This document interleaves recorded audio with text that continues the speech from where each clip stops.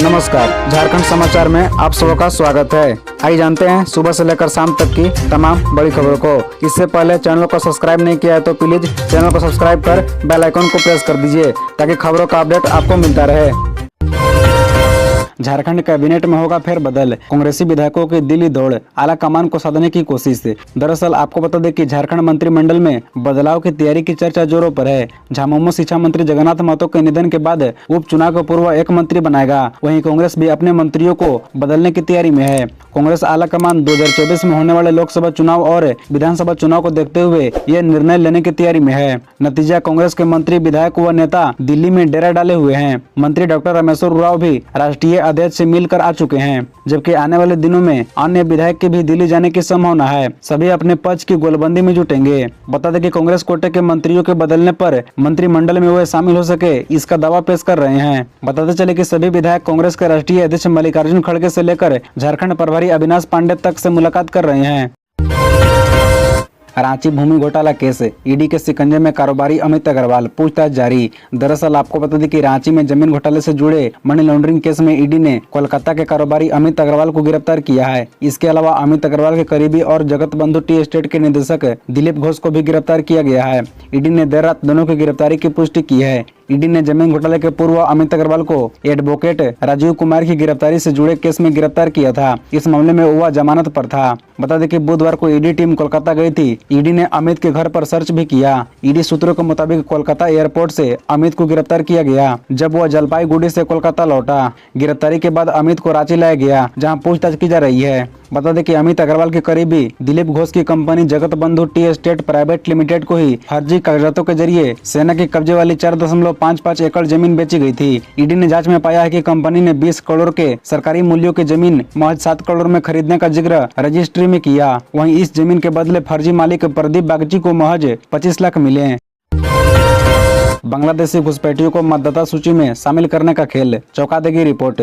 दरअसल बांग्लादेशी घुसपैठियों को सरकारी दस्तावेजों के सहारे मतदाता सूची में शामिल करने की जानकारी सामने आई है। राज्य की विशेष शाखा ने सभी जिलों के एसपी से रिपोर्ट तलब की है। विशेष शाखा ने पत्र लिखा है। पत्र में कहा गया है कि साजिश के तहत संथाल परगना क्षेत्र में बांग्लादेशी घुसपैठियों के सरकारी दस्तावेज तैयार कर मतदाता सूची में नाम दर्ज कराया गया है। बता दें कि राज्य की आंतरिक व्यवस्था के खतरों को देखते हुए संथाल परगना के साथ राज्य के अन्य जिलों में भी इसकी सतत निगरानी और जांच करने के लिए कहा गया है। गौरतलब है कि पिछले दिनों हाईकोर्ट में याचिका डालकर संथाल परगना में बांग्लादेशी घुसपैठ का मामला रखा गया था। हाईकोर्ट ने राज्य सरकार और केंद्रीय गृह मंत्रालय से पूछा था कि इस बारे में आपको कितनी जानकारी है और बांग्लादेशी घुसपैठ को रोकने के लिए क्या किया। बता दें कि रांची के उपायुक्त राहुल कुमार सिन्हा ने जिले में बांग्लादेशी घुसपैठियों की रिपोर्ट मांगी है। बांग्लादेशी घुसपैठ की अब तक जांच और सत्यापन रिपोर्ट सभी प्रखंडों, अंचलों और रांची के एसडीओ को देने को कहा गया है। बुधवार को उपायुक्त ने इस संबंध में आदेश जारी किया है।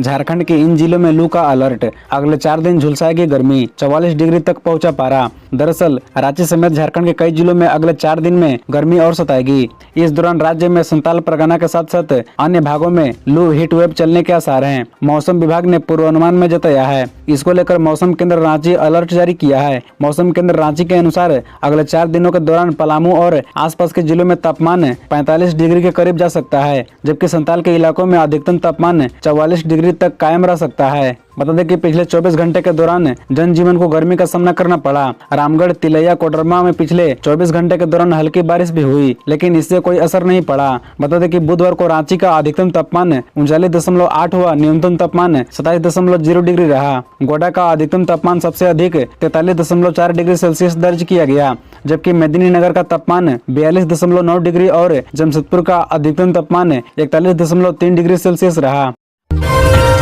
शिक्षा की आड़ में धर्मांतरण का खेल, 6 युवक युवतियां धराएं, बच्चों को उकसाने का आरोप। दरअसल झारखंड के घाटशिला में शिक्षा की आड़ में धर्मांतरण के प्रयास का मामला सामने आया है। पुलिस ने मामले में चक्रधरपुर के देवगांव से ग्रामीण की सूचना पर आधा दर्जन युवक युवतियों को हिरासत में लिया है। फिलहाल उनसे पूछताछ की जा रही है।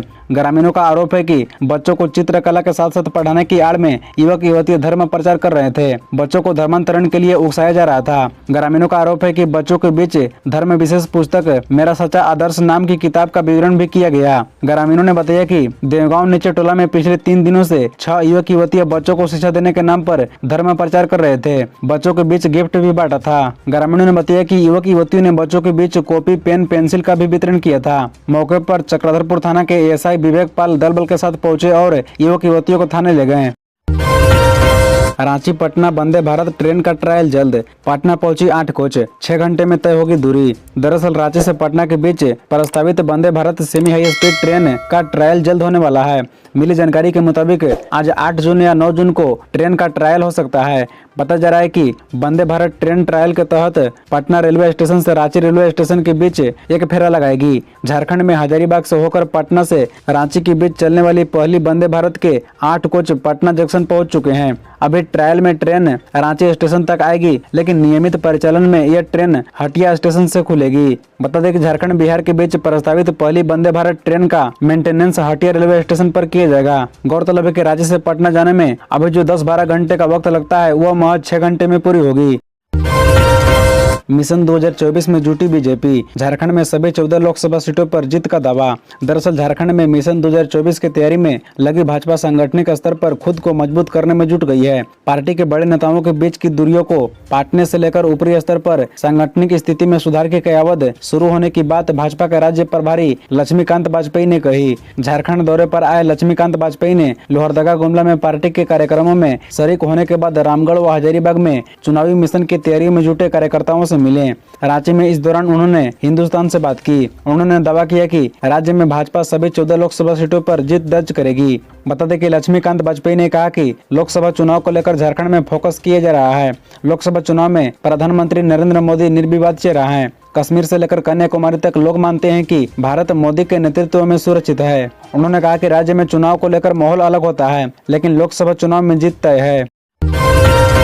लव जिहाद मॉडल के नए आरोप। तनवीर ने गंदे मैसेज भेजे, बोला खत्म कर दूंगा परिवार। दरअसल मुंबई की मॉडल से दुष्कर्म और उससे प्रताड़ित करने के मामले में रांची पुलिस ने जांच तेज कर दी है। पीड़िता ने रांची के एस मॉडल के संचालक तनवीर अख्तर खान पर दुष्कर्म करने का आरोप लगाया है। मामले में बुधवार को पीड़िता मुंबई से रांची पहुंची। महिला पुलिस पदाधिकारी की मौजूदगी में सदर अस्पताल में उनकी मेडिकल जांच कराई गई। बताया जा रहा है कि पुलिस गुरुवार यानी आज कोर्ट में पीड़िता का बयान दर्ज कराएगी। पुलिस के अनुसार इस मामले में मॉडल ने पहले से उपलब्ध साक्ष्य के अतिरिक्त कई अन्य सबूत पुलिस को उपलब्ध कराए हैं। गोंदा थाने में मामला दर्ज करने के बाद यहां से स्पेशल टीम मुंबई गई थी, जहां पीड़िता का बयान लिया गया था, जिसके बाद पुलिस ने मॉडल को रांची आने को कहा था। इधर आरोपी यश उर्फ तनवीर अभी भी फरार है। बता दें कि पीड़िता ने बताया कि तनवीर की बहन और पिता को मामले की जानकारी है। दोनों उससे कहते रहे कि तनवीर किसी भी तरह शादी कर लेगा। 23 मई को मेरा जन्मदिन था, उस दिन भी तनवीर ने उसे ब्लैकमेल किया, गंदे मैसेज करता रहा, उसके घर वालों को जान से मारने की धमकी भी दी।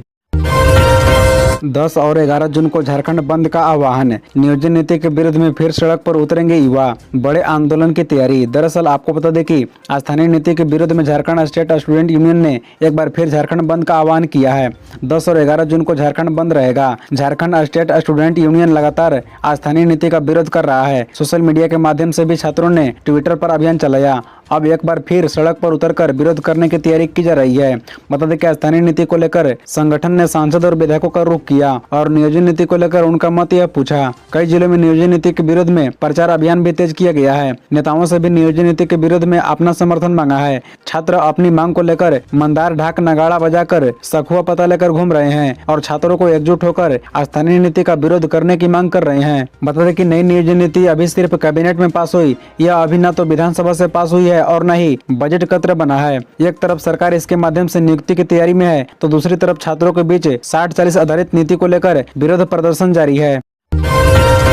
बिरसा मुंडा एयरपोर्ट पर लगा 35.45 मीटर ऊंचा नया कंट्रोल टावर। विमानों का सफर शेड्यूल यहाँ देखें। दरअसल आपको बता दें कि झारखंड की राजधानी रांची स्थित बिरसा मुंडा एयरपोर्ट पर नए तकनीकी ब्लॉक कम कंट्रोल रूम टावर ने काम करना शुरू कर दिया है। साथ ही बिरसा मुंडा विमानपत्तन से गर्मी के सीजन में विमानों के आवागमन का विवरण यानी समर शेड्यूल भी जारी कर दिया गया है। एयरपोर्ट्स अथॉरिटी ऑफ इंडिया ने बुधवार को बताया कि 10 जून 2023 से यह शेड्यूल प्रभावी होगा। इसके मुताबिक 35 विमानों का रांची एयरपोर्ट से देश के अलग अलग शहरों के लिए परिचालन होगा। बता दें कि एयरपोर्ट्स अथॉरिटी रांची ने बताया कि बुधवार को नए तकनीकी ब्लॉक्स कम कंट्रोल रूम टावर का शेडो ऑपरेशन शुरू हुआ, जो 20 जून 2023 तक प्रभावी रहेगा। उपरोक्त से विमानों के यातायात प्रबंधन में आसानी होगी, सुरक्षा भी सुनिश्चित होगी। Airport director KL. अग्रवाल ने कहा कि अनुमान है कि जून के अंतिम सप्ताह से नए तकनीकी ब्लॉक कम कंट्रोल टावर का पूरी तरह से परिचालन शुरू हो जाएगा। धालबुमगढ़ एयरपोर्ट निर्माण को लेकर जल्द होगी विभागों की बैठक, झारखंड समेत बंगाल और ओडिशा को होगा फायदा। दरअसल पूर्वी सिंहभूम जिला अंतर्गत धालबुमगढ़ में हवाई अड्डा निर्माण की बाधाओं को दूर करने के लिए जल्द ही सभी विभागों की बैठक आयोजित की जाएगी। बैठक में सभी पक्ष मिलकर हवाई अड्डा निर्माण में आ रही अड़चनों को दूर करने का प्रयास करेंगे। बैठक में सांसद, विधायक, उपायुक्त, एडीसी, एसडीओ, वन विभाग, अंचल कार्यालय के प्रमुख पदाधिकारी मौजूद रहेंगे। इसके बाद समग्र रिपोर्ट बनाकर राज्य सरकार को भेजी जाएगी। रिपोर्ट का आकलन खुद मुख्यमंत्री हेमंत सोरेन व मुख्य सचिव सुखदेव सिंह करेंगे। इसके बाद जमीनी हकीकत जानने के लिए मुख्य सचिव धालबुम हवाई अड्डा स्थल का निरीक्षण कर सकते हैं। बता दें कि प्रशासन की पूर्व तैयारी रिपोर्ट में बताया गया है कि धालबुमगढ़ में हवाई अड्डा के निर्माण से क्षेत्र की आधारभूत संरचना में व्यापक बदलाव देखने को मिलेगा। हर क्षेत्र में आर्थिक बदलाव, सुधार देखने को मिलेंगे। इसका लाभ उद्योग, व्यवसाय, हेल्थ, शिक्षा एवं अन्य कई क्षेत्रों को मिलेगा। हवाई सेवा से अनुमानित पहले साल में 52,000 से अधिक पैसेंजर उड़ान भरेंगे। पूर्वी पश्चिमी सिंहभूम, सरायकेला के कुछ हिस्से, पश्चिम बंगाल व ओडिशा के कई जिलों को इससे लाभ मिलेगा। खबरों से जुड़े रहने के लिए चैनल को सब्सक्राइब, वीडियो को लाइक एवं एक दूसरे से शेयर जरूर करें। धन्यवाद।